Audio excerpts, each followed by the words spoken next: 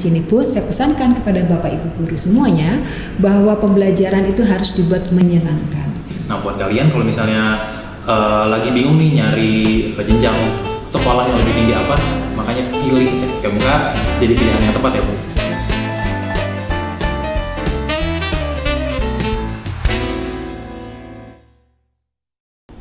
Hai, selamat pagi, selamat siang, dan selamat malam Bro and Sis dimanapun kalian berada. Bagaimana kabarnya? Semoga kalian dalam keadaan baik dan sehat walafiat ya.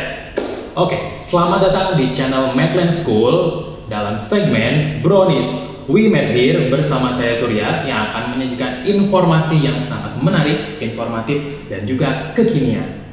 Alright, seperti biasa nih Bro and Sis, kali ini saya nggak akan sendirian. Saya sudah ada tamu yang spesial pagi hari ini.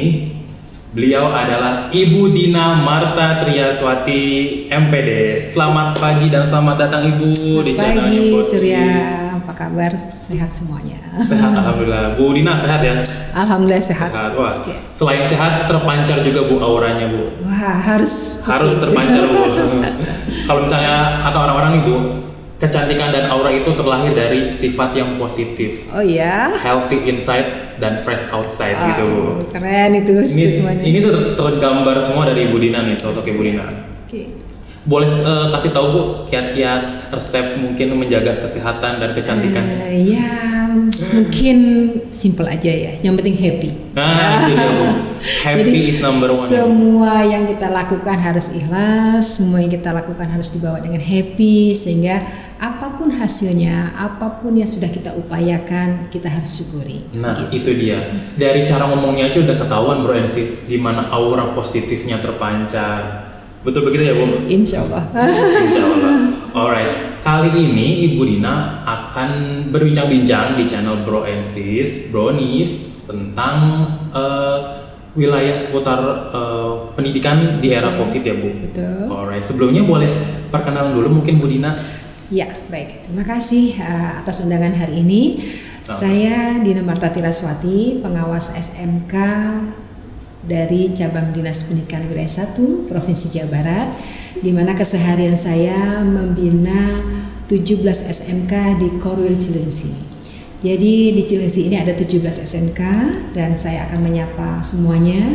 Yang pertama adalah SMK Negeri 1 Cilengsi, SMK Fajar Sentosa, SMK Pariwisata Mathland, SMK Muhammadiyah 1, SMK Muhammadiyah 2, SMK Muhammadiyah 3, SMK Muhammadiyah 4, kemudian SMK YAPA, SMK YPB, SMK Arusda, SMK Al-Farabi, SMK Sabilur Rahim, SMK Bakti Kencana, SMK Fathahillah, dan SMK Dharma Bakti.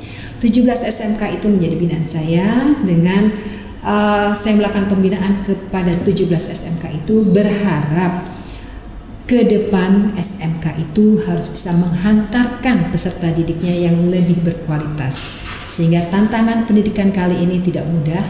Semua SMK harus melayani siswa, melayani peserta didik dengan baik. Itu mungkin ruang lingkupnya. Luar biasa sekali pesan dari Bu Dina. Ternyata wilayah Cilengsi sendiri juga sudah banyak sekali ya Bu sekolah SMK. Varietas pilihannya pun beragam ya Bu? Betul, jadi dari sekian 17 SMK itu ada 42 program keahlian yang bisa menjadi pilihan untuk siswa SMP memasuki ke jenjang SMK. Wah, luar biasa. Jadi 42 program keahlian yang berbeda ya Bu? Wah, luar biasa sekali.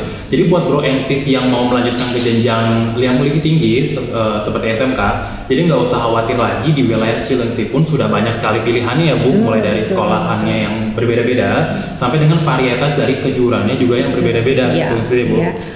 Bisa memilih mau yang mana. Nah, betul ya. Pilih sesuai dengan passion kalian Bro and Sis di rumah. Alright nih Bu Dina, ngomong-ngomong soal tentang era COVID nih Bu, berdampak dari banyak aspek ya Bu. Betul. Salah satunya juga aspek pendidikan nih Bu. Betul. Kalau boleh tahu nih Bu, seperti pendidikan pada saat ini kan sedang dibatasi dengan adanya pemberlakuan PSBB dan sebagainya. Kalau misalnya di wilayah Cilengsi khususnya ini seperti apa Bu? Ya, baik. Sesuai surat edaran dari Menteri Pendidikan Republik Indonesia yang kemudian juga dari Kepala Dinas Pendidikan Provinsi Jawa Barat, untuk Cilengsi sendiri sebetulnya masih dalam kondisi zona belum hijau ya. Jadi kita sempat dalam kategori zona merah gitu. Tetapi itu semua tidak mengurangi tekad untuk tetap belajar gitu ya. Betul. Sehingga untuk Sukabumi itu baru satu-satunya kota kabupaten yang dinyatakan zona hijau. Di Sukabumi sendiri itu pemberlakuan pembelajaran itu betul-betul mengikuti protokol kesehatan. Nah, bagaimana dengan Cilengsi? Cilengsi sendiri karena memang secara wilayah itu masih kategori belum hijau, sehingga pembelajaran masih diberlakukan secara daring. Gitu. Bukan berarti tidak belajar ya. Nah, jadi tetap jangan salah persepsi ya Bu. Bukan tidak belajar tapi tetap belajar medianya dengan daring seperti gitu ya Bu. Ya, jadi pembelajaran itu nantinya tetap peranan ada di sekolah. Sekolah yang mengatur jadwal, sekolah yang memfasilitasi bagaimana pembelajarannya, apakah itu menggunakan Zoom atau menggunakan WhatsApp atau apapun itu. Yang penting materi pembelajaran harus sampai kepada siswa. Hanya di sini pun saya pesankan kepada Bapak Ibu guru semuanya bahwa pembelajaran itu harus dibuat menyenangkan. Sehingga tentunya orang tua di rumah nggak bingung ya Bapak Ibu, karena harus mendampingi siswanya untuk belajar, apalagi di level jenjang SMK itu antara mudah tidak mudah begitu untuk generasi milenial ya.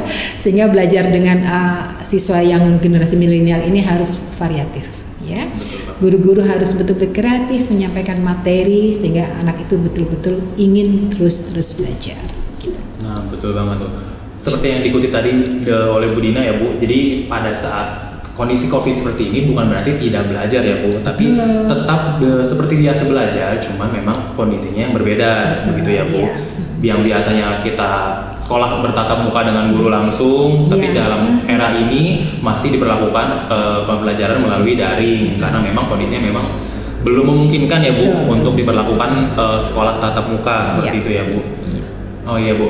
Ngomong-ngomong soal sekolah melalui pembelajaran daring nih Bu, kira-kira dari segi pemerintahan ini efektivitasnya seperti apa sih Bu?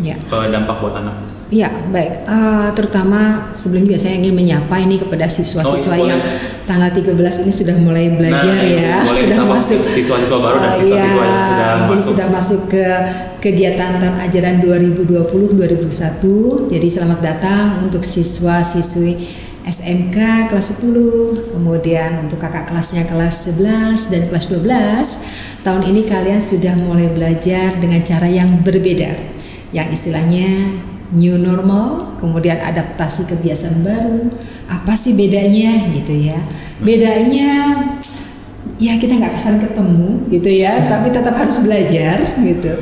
Sehingga mau tidak mau pasti ada kelemahannya, kemudian ada kekurangannya, itu kita tidak pungkiri ya.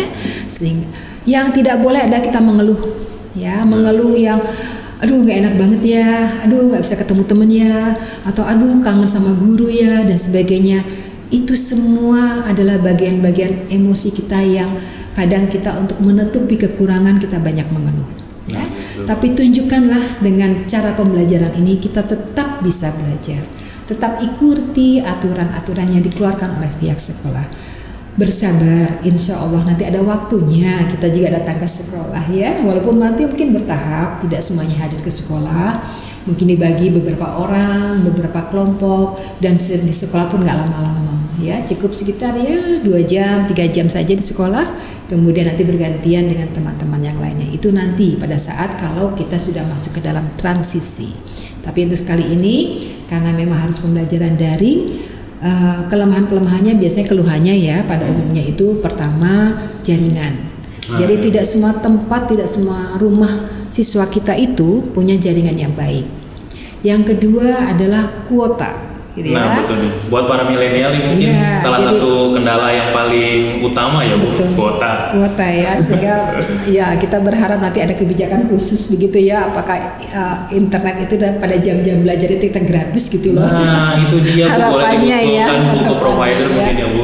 Kemudian yang ketiga adalah alat gadget sendiri. Misalnya kalau mungkin laptop ada yang punya ada tidak, tapi untuk seperti handphone dan sebagainya tidak semua juga punya yang Android.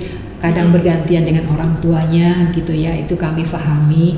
Tapi itu semua juga dalam koridor sejauh mana sekolah bisa atau menyampaikan materi dan sejauh mana siswa bisa mengikuti pembelajaran secara daring. Jadi tidak ada statement siswa tidak belajar karena tidak punya sinyal, atau statement sekolah tidak bisa lakukan pembelajaran karena tidak punya sarana untuk pembelajaran daring. Itu tidak demikian ya. Wah, message yang bagus banget nih guys. Jadi buat bro and sis yang di rumah, boleh dikurang-kurangin istilah mengeluhnya ya Bu, karena kalau kita melakukan sesuatu dengan berat hati itu akan terasa sangat berat dilakukan ya Bu. Begitupun dengan kegiatan belajar mengajar. Kan kalau misalnya kalian fun di rumah dengan pembelajaran metode apapun, kalau misalnya kalian lakukan dengan senang hati, pasti menyampainya pun lebih cepat ya Bu. Seperti itu. Oh iya, ngomong-ngomong Bu, boleh dicoba dulu nih Bu produk dari SMK Medland. Wah ini sangat saya syukuri nih karena sudah disuguhi minuman yang nikmat. Maaf ya, saya minum dulu. Boleh minum dulu ya bro and sis. Jadi ini tuh produk dari SMK Medland Bu. Kalau Ibu lihat yang di bawah itu yang dekat dengan ruang kelas sekolah, di sebelahnya itu ada coffee shop. Nah itu memang kopinya diperjualbelikan Bu setiap harinya. Jadi ada petugas yang in charge di sana. Kalau kita mau beli pun bisa. Dan itu pun semuanya yang in charge dari siswa-siswi sekolah tuh waktu masih ada metode pembelajaran tatap muka, dan ada juga lulusan yang in charge di sana Bu. Iya, jadi ini made in home. Iya betul, dan ini contoh ya, jadi memang sekolah itu nantinya, apalagi SMK ya, nggak ada istilah nganggur. Jadi setiap anak atau siswa alumni sekarang kemarin baru lulus, itu kalau ada istilah nganggur itu tidak tepat. Karena peluang pekerjaan yang kita bisa lakukan sendiri itu sangat-sangat bisa. Apalagi zamannya semua versi digital ya.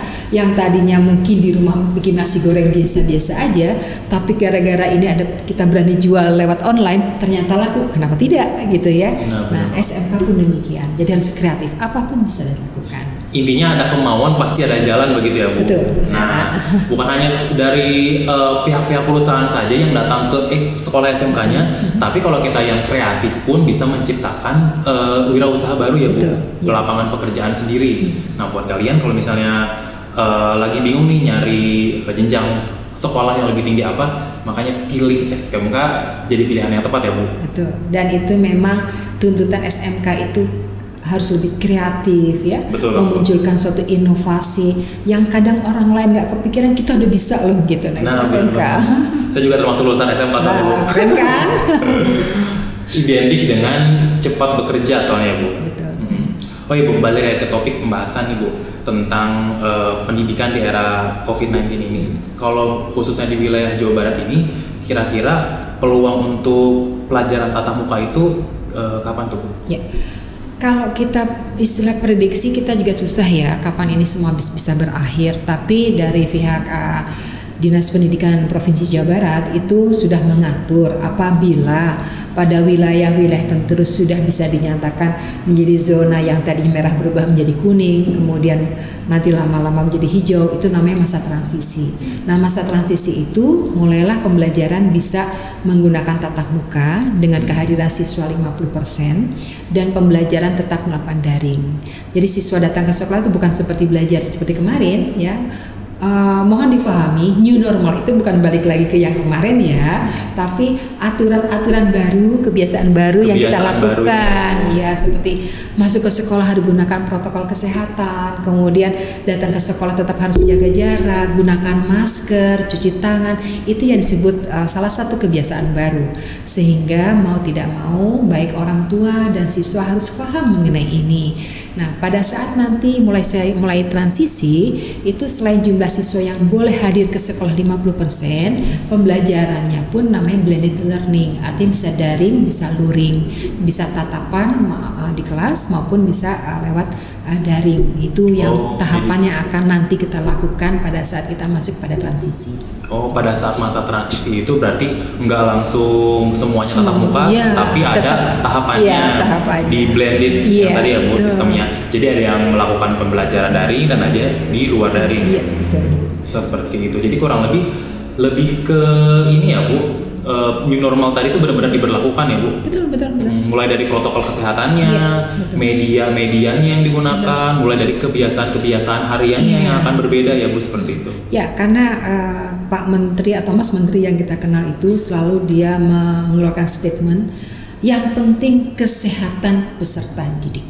Nah, sehingga Betul kita sebagai pelaku pendidikan, kemudian dia sebagai orang yang punya sekolahan itu tidak boleh egois, tetap harus berpikir kesehatan siswa itu lebih utama. Ya. Mungkin kan banyak dari orang tua di rumah nih Bu yang mengeluhkan kapan sih mulai sekolah, Iya, kapan mulai iya. belajar lagi ke sekolah. Karena mungkin kondisinya sekarang masih belum mumpuni untuk dilakukan tatap muka, makanya tetap diberlakukan media daring itu ya Bu. Iya, betul. Betul banget. Ya, insya Kalau- Allah nanti segera berlalu ini ya. Nah, COVID-nya, harapan kita semua ya, Bu, sehingga iya. kita masuk ke tahap-tahap transisi. Nah betul banget, seperti yang tadi Bu Dina juga bilang, kesehatan itu nomor utama ya Bu. Betul. Harus yang tetap kita jaga dan kita rawat untuk kesehatan dulu sebelum ke aspek-aspek lainnya. Oh iya Bu, ngomong-ngomong tentang protokol kesehatan Ibu di sekolah. Tadi kan Ibu Dina sempat mention kalau misalnya akan diberlakukan 50%. Iya. Selain dari jumlah siswa yang datang akan ada pembiasaan baru, kalau untuk siswa-siswanya yang nanti datang harus bagaimana Bu untuk mempersiapkan? Ya, karena setiap sekolah itu harus punya Satgas Covid. Satgas Iya. Covid ini antara lain memberlakukan aturan-aturan protokol kesehatan yang diberlakukan di sekolah tersebut. Oh ya, kalau di sini sudah ada Bu, jadi Iya. ada gugus Covid-nya. Betul. Oh seperti itu ya Bu, jadi setiap sekolah harus punya. harus ada badan khusus yang mengawasi gitu ya Bu, jalannya Iya. kegiatan di sekolah Iya. gitu ya Bu. Jadi seperti tadi pun saya masuk ke lingkungan sekolah Medland, dicek dulu suhunya, Nah, itu. harus tanda tangan. Saya datang juga tadi pakai masker, sekarang aja maskernya dibuka ya. Tadi saya pakai masker. Tapi tetap jaga jarak ya? Tetap jaga jarak, itu diberlakukan. Gitu. Iya. Berarti memang standarnya itu standar kesehatan protokoler Iya, seperti itu ya iya, Bu. betul. Oke. Oh iya Bu, ngomong-ngomong tentang sekolah nih Bu, himbauan buat para orang tua di rumah mungkin nih yang belum paham tentang new normal itu seperti apa, dan juga untuk adik-adik yang mungkin nanti akan melakukan kegiatan belajar mengajar seperti apa Bu? Boleh Iya. disampaikan? Baik, terima kasih. Jadi intinya adalah menghadapi tahun ajaran 2020-2021, sekolah, orang tua, dan siswa harus memahami adanya pemberlakuan pada new normal. Artinya kita tetap belajar, hanya pembelajarannya jarak jauh, bisa melakukan dengan daring atau dengan luring. Nah, kombinasi daring dan luring ini kebijakannya ada di wilayah masing-masing dan sekolah setempat di mana sekolah itu siap menerima siswa. Nah, komunikasi antara orang tua, siswa, dan sekolah itu sangat-sangat diperlukan karena pemahaman new normal itu terkadang menjadi salah maknanya pada saat siswa atau orang tua maupun sekolah tidak memberlakukan yang semestinya. Yang penting adalah kita tetap belajar, kita tetap semangat belajar karena ini semua harus kita hadapi, bukan kita harus mengelak. Dan pada saat pembelajaran itulah dengan semua cara kita akan menjadi orang-orang yang lebih hebat dari generasi yang sebelumnya. Saya yakin bila komunikasi yang baik dan kolaborasi antara sekolah, orang tua, dan siswa akan menghantarkan peserta didik yang luar biasa. Gitu. Wah, luar biasa sekali Bu Dina. Jadi pesan-pesannya sudah clear ya Bro and Sis di rumah. Jadi pembelajaran daring atau new normal ini bukan berarti kalian kembali ke kebiasaan yang lama yang bisa seenaknya pergi ke sana kemari tanpa ada pelindung diri seperti masker, sanitizer seperti ya Bu, tapi lebih ke menjaga dan merawat diri kalian secara baik dan juga tetap memperhatikan protokol-protokol kesehatan. Dan juga buat nanti di tanggal 13 itu kalian sudah bisa melakukan kegiatan belajar mengajar seperti biasa, tapi dengan media daring ya Bu. Betul. Jadi bukan berarti tidak belajar atau belum sekolah. Tadi sudah dimulai era sekolahnya, tapi menggunakan media. Jadi tidak langsung tatap muka ke sekolah. Ya. Seperti Sehingga itu. saya sarankan pada saat siswa melakukan daring pun tetap menggunakan pakaian seragam ya. Nah iya Bu, kebetulan di SMK Medland itu seperti itu. Nanti kalau misalnya ada kegiatan belajar mengajar online harus menggunakan seragam yang lengkap. Betul. Jadi Karena bukan baju rumah ya. bukan baju rumah yang baru bangun tidur terus tiba-tiba depan laptop atau depan handphone ya Bu. Karena kalau misalnya belajar menggunakan baju biasa rumah dengan baju sekolah tuh akan beda Berbeda, spiritnya Bu. betul. Semangatnya tuh lebih menggebu-gebu kalau pakai baju seragam sekolah gitu kan Iya, Bu. betul.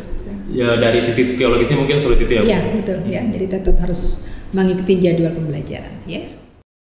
Nah itu dia Bro and Sis, kita sudah menjelaskan nih tentang era pendidikan di new normal ini. Jadi bukan berarti kalian tidak belajar, kalian sudah bisa mulai pembelajaran tapi dengan media yang berbeda, yaitu media online atau daring.